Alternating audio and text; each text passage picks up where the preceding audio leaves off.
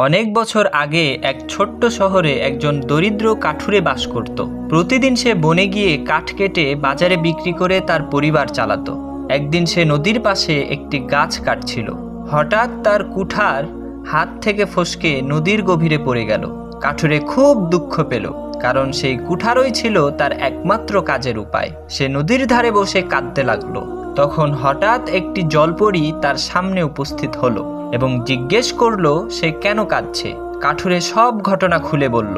তখন জলপরী নদীতে ডুব দিয়ে একটি সোনার কুঠার নিয়ে এসে জিজ্ঞেস করলো, এটা কি তোমার? কাঠুরে বলল, না, এটা আমার নয়।